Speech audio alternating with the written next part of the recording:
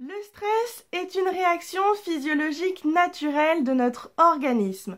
Nous sommes tous sujets au stress et ce n'est pas forcément délétère. Il s'agit d'une réaction à ce que nous percevons comme un danger, quelque chose qui pourrait atteindre notre état d'équilibre, que la perception soit extérieure à soi ou interne. À ce stress, qui est le facteur déclenchant également, le corps va répondre par une dépense d'énergie.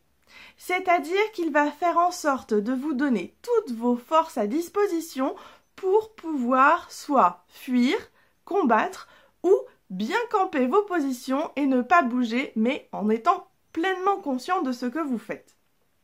Fuir ou combattre, c'est la réaction type de stress. Et donc, c'est une dépense d'énergie. Votre corps vous permet d'amener tout votre stock pour pouvoir le dépenser et réagir de manière adaptée.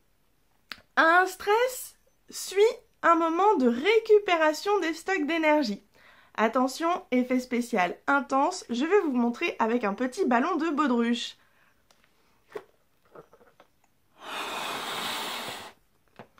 Ça, c'est la réserve d'énergie dans notre corps. Suite à un stress, hop, le ballon se dégonfle, il dépense son énergie.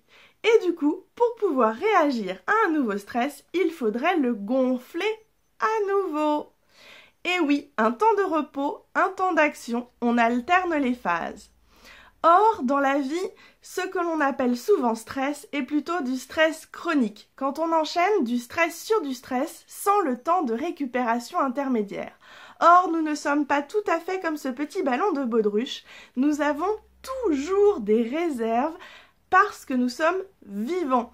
Sauf que la réserve qui se reconstitue de manière assez rapide par l'alimentation, l'oxygène, n'est pas la seule. Il y a également tout ce qui constitue notre corps, l'intérieur de nos muscles. Et si jamais on n'a pas assez de réserve directement puisable, le corps va puiser dans ce qu'il y a plus profondément installé, ce qui est plus difficile à reconstituer par la suite.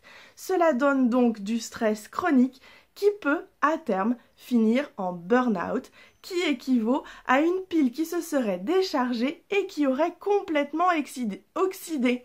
Vous imaginez donc le temps de récupération qui est nécessaire à la suite d'un burn-out. Je vous dis à très bientôt pour une nouvelle vidéo de la Minute O.